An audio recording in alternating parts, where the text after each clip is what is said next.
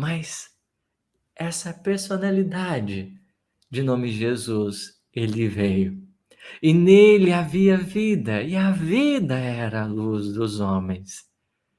A vida era a luz dos homens.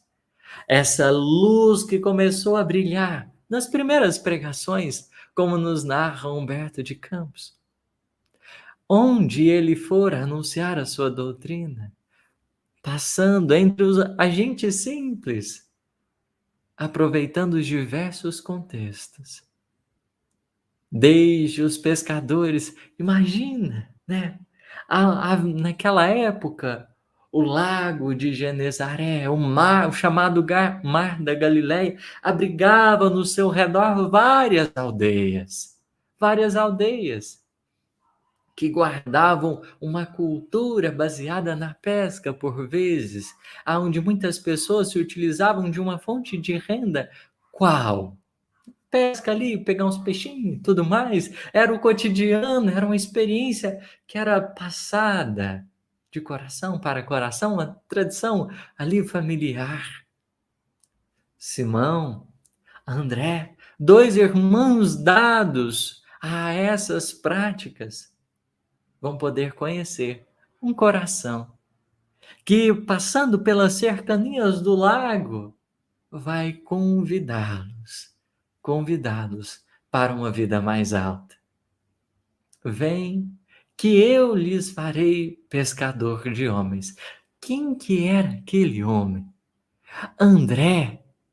André era discípulo do primo de Jesus. Então já sabia, João Batista, precursor, já tinha falado tanto tempo. Olha, tá vindo alguém que vai ser bom, hein? Vamos ficar atento.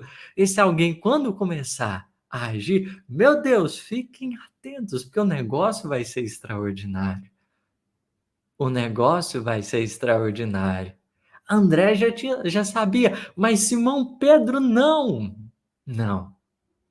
Simão Pedro não sabia, não tinha noção de quem era aquele, nem sabia dos precedentes dele. André já tinha falado para o irmão, olha, tem alguém, esse alguém vai ajudar a gente. Imaginemos, eles viviam uma vida simples ali, passavam por dificuldades, porque nem sempre a pesca era legal. E numa dessas pescas,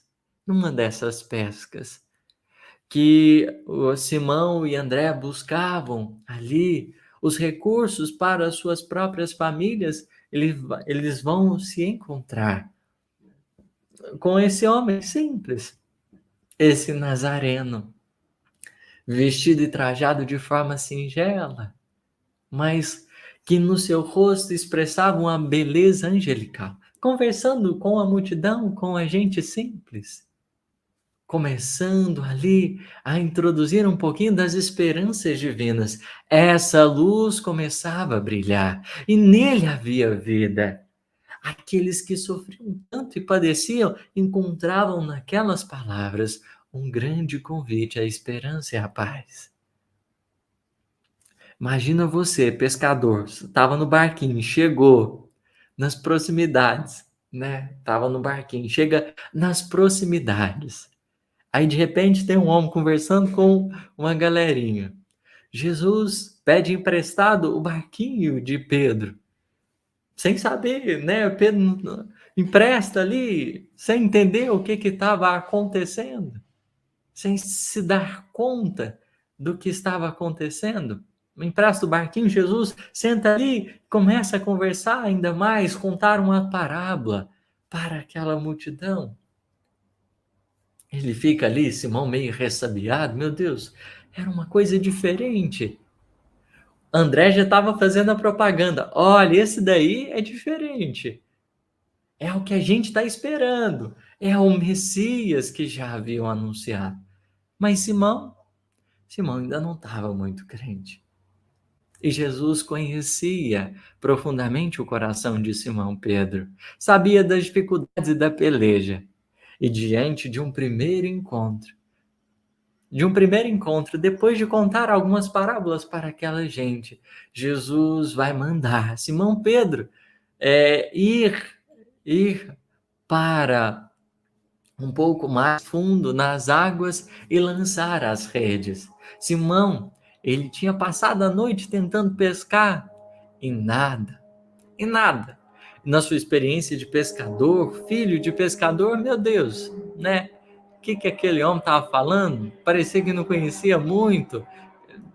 Na experiência de Simão, ele não percebia precedentes para atentar-se àquela decisão. Mas ele vai. Jesus manda ele ir e jogar as redes. Manda ir e jogar as redes. E nessa hora, que deixa ir um pouquinho o barquinho para as águas e ele joga as redes, de repente começa a brotar peixes e mais peixes, a chamada pesca milagrosa. A alegria é tanta de Simão, porque ele precisava daquele recurso que ele não havia conseguido na véspera. E, meu Deus, que presente era aquele! Mas, ou melhor, não eram os peixes, mas quem era aquele homem que ultrapassou a própria experiência? Simão não sabia. Simão não sabia. Em numa, em num, em um gesto de humildade, depois de recolher todos aqueles peixinhos que aquela pesca milagrosa lhes confiara, ele vai dizer para aquele homem que vai olhá-lo: Senhor, afasta-se de mim, porque eu não sou digno de ti. Eu sou pecador. E Jesus, com doçura, André vibrando, meu Deus, João Batista estava certo. Ele é o Messias. É ele mesmo que nos preparará os caminhos, que nos endireitará as nossas vidas, que iluminará os nossos corações. É ele mesmo. Simão se comove e Jesus vai convidá-los para caminhar com ele, para aprender mais um pouquinho. O que ele teria para oferecer? O que ele falaria? Nós não saberíamos, senão por graça dos evangelhos que nos foram tragos posteriormente dessas experiências, recordações vivas desses instantes. Imagina para aqueles corações que viveram naquela hora a experiência. Quanta vibração ecoava. Meu Deus, quem era aquele homem? E Jesus, a partir daí, entre agentes humildes, ia fazendo esse convite. O reino divino estaria próximo, mais próximo do que nunca dentro dos nossos corações. E aonde ia passando, quem ia encontrando, desde as crianças aos mais velhos, desde os sãos aos mais enfermos, e espalhando aquela esperança e enxergando as criaturas, não eram tão somente não eram tão somente os mais simples que iam se encantando com a presença dele. Que convite era aquele? Até mesmo os fariseus, os que mais faziam oposição, começaram a ficar espantados. Quem é esse que tem autoridade para curar? Que está renovando as esperanças das pessoas, que todo mundo está falando dele. Eu também preciso conhecer.